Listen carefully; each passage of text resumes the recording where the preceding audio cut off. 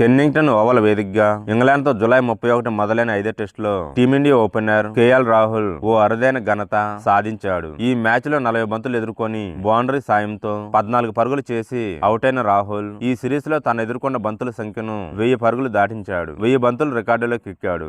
వీడియోను చూసే ముందు చిన్న రిక్వెస్ట్ అండి, వీడియోను లైక్ చేసి మీ సపోర్ట్ ని తెలియజేయండి. మొదటిసారి మన ఛానల్ ను చూస్తున్నట్లయితే సబ్స్క్రైబ్ చేసుకుని పక్కనే ఉన్న బెల్ ఐకాన్ ని ఆన్ చేసుకోండి. తద్వారా గత 11 ఏళ్ల ఓ టెస్ట్ సిరీస్ లో ఎదుర్కొన్న ఏకైక భారత ఓపెనర్ బ్యాటర్ గా ఓవరాల్ కి ఘనత సాధించిన మూడో భారత ఓపెనర్ గా నిలిచాడు. రాహుల్ కు ముందు మురళీ విజయ్, సునీల్ గవాస్కర్ మాత్రమే ఈ ఘనత సాధించారు. ఇదిలా ఉంటే ఇంగ్లాండ్ తో 5వ టెస్ట్ లో తొలుత బ్యాటింగ్ కి దిగిన భారత్ లంచ్ విరామం సమయానికి 2 వికెట్ల నష్టానికి 72 పరుగులు చేసింది. సాయి సుదర్శన్ 25, శుభ్మన్ గిల్ 15 క్రీజులో ఉన్నారు. వర్షం అంతరాయం కలిగించడంతో లంచ్ బ్రేక్ ను కాస్త ముందుగానే తీసుకున్నారు. వీటౌట్ ఫీల్డ్ కారణంగా లంచ్ తర్వాత కూడా ఆట ఆలస్యమైంది. మ్యాచ్ ప్రారంభానికి ముందు కూడా వరుణుడు అడ్డు తగిలాడు. దీంతో టాస్ కూడా ఆలస్యమైంది. టాస్ వాడి తొలుత బ్యాటింగ్ కి దిగిన టీమిండియాకు ఆదిలోనే ఎదురు దెబ్బలు తగిలాయి. ఓపెనర్లు యశస్వి జైస్వాల్ 2, కేఎల్ రాహుల్ 14, జట్టు స్కోరు కనీసం 50 పరుగులు కూడా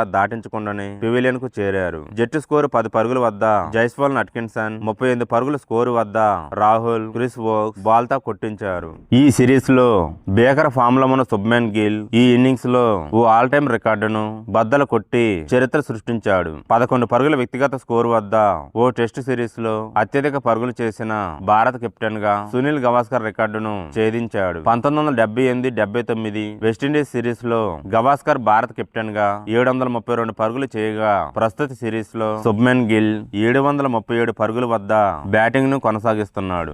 ఈ మ్యాచ్ కోసం భారత్, ఇంగ్లాండ్ జట్లు చెరో 4 మార్పులు చేశాయి. భారత్ తరపున రిషబ్ పంత్, షర్దుల్ ఠాకూర్, బుమ్రా, అన్షుల్ కాంబో స్థానాల్లో ధ్రువ జూరేల్, కరుణ్ నాయర్, ప్రసిద్ధ్ కృష్ణ, ఆకాశ్ దీప్ తుది జట్టులోకి రాగా ఇంగ్లాండ్ తరపున Ben stroke, Jofra Archer, Brydon cars, Liam doesn't స్థానాల్లో జాకెబ్ బెతేల్, గాస్ అట్కిన్సన్, జో స్టంగ్, జెమీ ఓవర్టన్ ప్లేయింగ్ 11 లోకి వచ్చారు. 5 మ్యాచ్ల ఈ సిరీస్ లో భారత్ 1-2తో వెనకబడి ఉన్న విషయం తెలిసిందే. ఈ మ్యాచ్ లో గెలిస్తేనే భారత్ సిరీస్ సమం చేసుకోగలుగుతుంది. వాడినా డ్రా అయినా ఇంగ్లాండే సిరీస్ ఎగరేసుకుపోతుంది.